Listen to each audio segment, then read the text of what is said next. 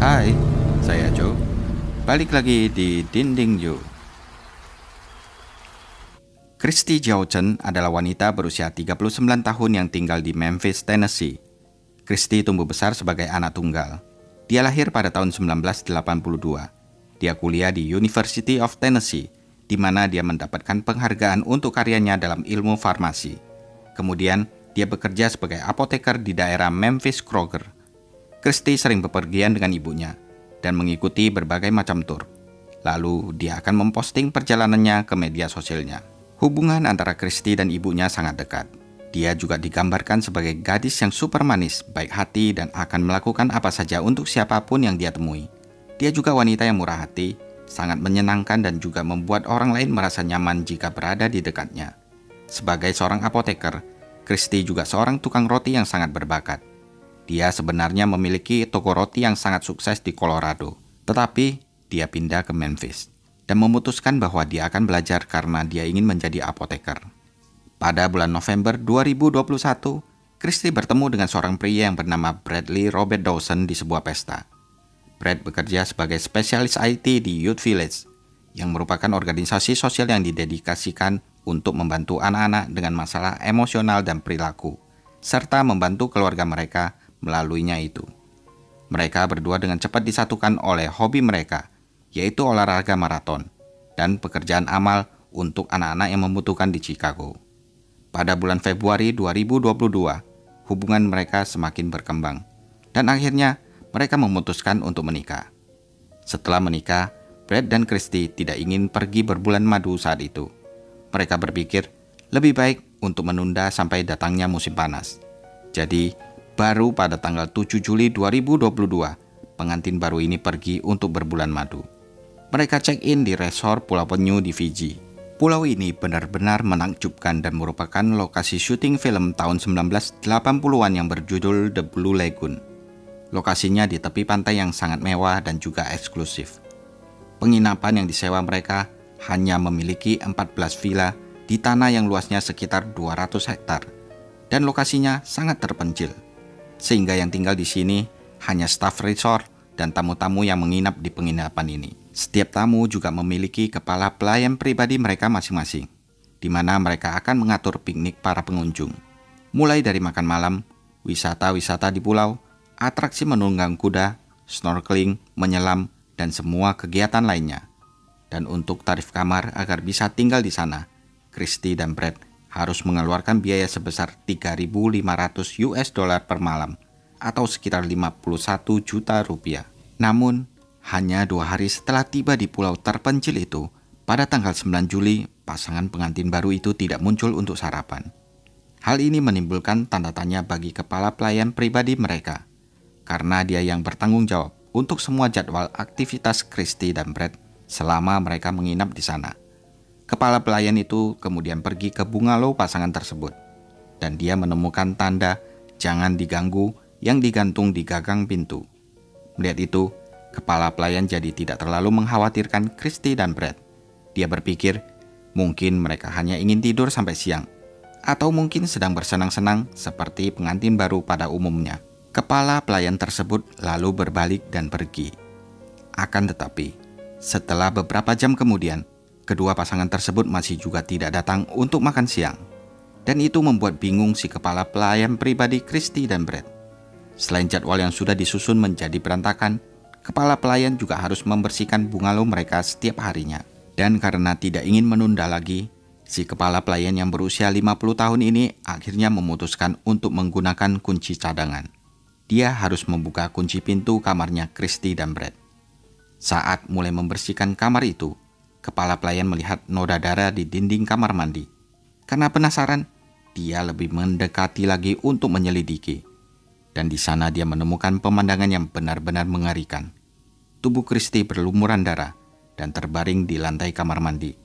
Dia tampaknya telah dipukuli sampai mati dan menderita beberapa luka-luka di tubuhnya. Selain itu, ada luka di bagian kepala yang diakibatkan oleh benda tumpul. Kepala pelayan segera memberitahu manajer hotel yang langsung menelpon kepolisian Fiji di kota terdekat Lautoka yang lokasinya sekitar 1 jam dari Bandara Internasional Nadi. Pada saat polisi datang, mereka langsung memeriksa tubuh Christy. Mereka juga mengirim tim untuk mencari suaminya Brett yang tidak ada di TKP saat itu. Pencarian berlanjut sepanjang sore hingga malam hari, tetapi tidak ada yang bisa menemukan keberadaan Brett. Pada hari berikutnya, yaitu Minggu tanggal 10 Juli sekitar jam 3 sore, seorang pria lokal dari desa Mataka Walefu yang lokasinya berjarak kira-kira 1 kilometer lebih sedikit di seberang perairan dari resort mewah itu melihat Brett. Pria yang bernama Monoa Ratulele ini mengatakan bahwa Brett telah memberitahunya kalau dia menggunakan kayak untuk mendayung ke Pulau Mataka Walefu di tengah malam antara pukul 2 dan 3 dini hari di tanggal 9 Juli. Setelah dia bertengkar dengan istrinya Christy, Brett mendarat di pantai terpencil di desa itu, dan kemudian dengan wajah penuh kebingungan, dia hanya berjalan-jalan di sekitar sana. Setelah itu, Monoa mengatakan bahwa dia melihat kulit Brett terlihat memar dan ada darah di telapak tangan dan kakinya. Tetapi, bisa saja cedera itu disebabkan karena Brett jatuh ke karang sewaktu dia mendarat di Pulau Mataka Walefu.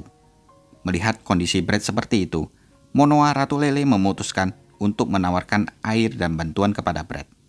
Pada awalnya, Brett terus menolak makanan dan air yang diberikan. Brett bersikeras bahwa dia baik-baik saja. Tetapi kemudian, ketika Monoa memaksa Brett untuk minum, Brett akhirnya menurut dan kemudian dia berkata, "Tolong bantu saya perlu menghubungi polisi." Brett terus meminta tolong untuk dipanggilkan polisi dan memberitahu para penduduk setempat yang sekarang mulai berdatangan dan berkumpul di dekat sana. Saat itu, Brett sedang dalam keadaan mabuk. Orang-orang di sekitar dia bisa mencium bau alkohol dari tubuhnya. Brett juga terus-menerus mengulangi perkataan, kami bertengkar, kami berkelahi." Tapi, Brett tidak menceritakan secara detail apa yang telah terjadi pada dirinya. Tim yang terdiri dari 3 petugas polisi akhirnya tiba untuk membawa Brett kembali ke Pulau Penyu. Brett didakwa dengan tuduhan telah melakukan pembunuhan. Dan ketika diminta untuk menyerahkan DNA-nya untuk pengujian forensik, Brett menolak. Dia ditahan di penjara sambil menunggu sidang jaminan pada minggu berikutnya. Sementara itu, pengacaranya Brett benar-benar menyangkal bahwa kliennya adalah seorang pembunuh. Pengacara Brett terus mengatakan bahwa sejauh ini tidak ada bukti yang bisa memberatkan Brett. Bahkan, Brett pun tidak punya niat untuk membunuh istrinya. Kejadian ini terlihat seperti kecelakaan. Pengacaranya juga mengatakan bahwa Brett terlalu syok untuk berbicara setelah dia didakwa dengan tuduhan telah melakukan pembunuhan istrinya. Biasanya, ketika seorang warga negara Amerika bepergian ke luar negeri dan diduga telah melakukan kejahatan seperti pembunuhan, maka otoritas lokal yang akan memproses hukuman mereka. Dan dalam kasus ini, Brett terpaksa ditahan di Fiji Island untuk waktu yang lama sampai kasus ini selesai. Pengacara Brett bermaksud untuk mengajukan permohonan jaminan pada hari Senin. Akan tetapi, itu akan sulit, karena Brett tidak memiliki koneksi keluarga lokal yang dapat memberikan jaminan baginya. Sedangkan di sisi lain, keluarga Christy sangat sedih dengan kejadian ini. Teman-temannya Christy mengatakan bahwa Christy sangat bersemangat untuk memulai hidupnya sebagai istri yang baik dan ingin segera memiliki anak. Tapi sayangnya, semua itu kini hanyalah tinggal angan-angan belaka. Di tengah rasa duka, Brett malah tetap menyatakan kalau dirinya tidak bersalah. Pihak resort dan manajemennya juga diam dan tidak memberikan penjelasan apapun. Sebagai tambahan informasi, Christy ternyata adalah istri kedua Brett. Diketahui kalau Brett telah menikah dengan istri pertamanya di Fiji juga pada bulan September 2019. Dan mereka berbulan madu di resort yang sama persis. Tapi tidak jelas kapan dan apa alasannya Brett berpisah dengan istri pertamanya. Menurut sumber informasi, pada malam pembunuhan Christy, kedua pasangan itu sempat menghadiri acara hiburan malam yang diadakan oleh pihak resort bersama dengan staf dan tamu lainnya. Ternyata di acara ini pasangan tersebut mulai mabuk berat. Christy dan Brett awalnya terlihat bersenang-senang, tapi keadaan mulai memanas ketika Brett mulai bertindak kasar dengan orang lain yang hadir di pesta itu. Saksi yang melihat kejadian itu menjelaskan mereka saat itu sedang asyik minum-minum. Tetapi menjelang malam, Christy terlihat mabuk dan marah-marah kepada Brett. Semua ini disebabkan karena Brett berdansa dengan wanita lain di pesta itu. Bahkan, Brett terlihat sempat menggoda wanita tersebut. Setelah meninggalkan pesta, pertengkaran antara Christy dan Brett terus berlanjut. Keduanya adu mulut dari pantai sampai kembali ke bungalow pribadi mereka. Tidak lama setelah itu, sekitar tengah malam, tamu di bungalow sebelah kamar Christy dan Brad mengatakan bahwa mereka mendengar teriakan keras orang yang sedang bertengkar. Lalu kemudian tiba-tiba semuanya menjadi hening. Keesokan sorenya, Christy ditemukan di bungalow pribadinya.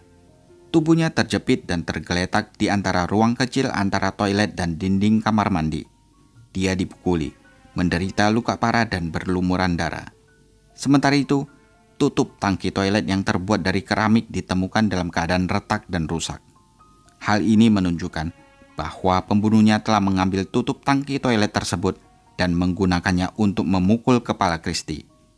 Pengacara untuk keluarga Christy yang bernama Ronald Gordon mengatakan bahwa Christy telah dipukuli dengan sangat parah.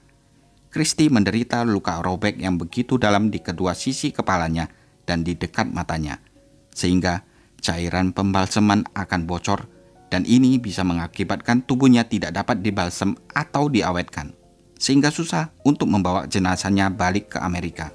Di tubuh Christy sendiri terdapat lebih dari 20 pukulan di bagian kepala, belum lagi di bagian tubuh lainnya. Orang tuanya Christy tidak punya pilihan selain mengkremasi tubuh putri mereka dan membawa abunya kembali ke Amerika Serikat dengan hati yang hancur. Sementara Brad telah didakwa dengan pembunuhan, dia dan pengacaranya masih mempertahankan ketidakbersalahannya. Mereka mengklaim bahwa kematian Christy adalah kecelakaan. Brad tiba di sidang yang dijadwalkan pada hari Selasa tanggal 26 Juli 2022 dan dia membawa koper kecil berwarna biru untuk siap-siap pulang ke Amerika kalau dia dibebaskan dengan jaminan. Akan tetapi, Brad ditahan selama 3 minggu hingga tanggal 21 Agustus. Sementara itu, jaksa belum mengajukan tuduhan khusus untuk apa yang sebenarnya terjadi pada malam pembunuhan Christy, sehingga hakim memberi waktu 21 hari untuk melakukannya. Brad juga belum mengajukan pembelaan, dan dia tetap di penjara dan akan menghadapi kemungkinan hukuman penjara seumur hidup. Nah, gimana menurut kalian? Tulis di kolom komentar ya. Fell madly in love, and it was definitely intense and fast. But she claims Dawson could sometimes be jealous and controlling, and that on one occasion he pushed her. When I really did want to leave him, he did push me down once on the bed and chased me. He was very verbally manipulative and threatening and jealous.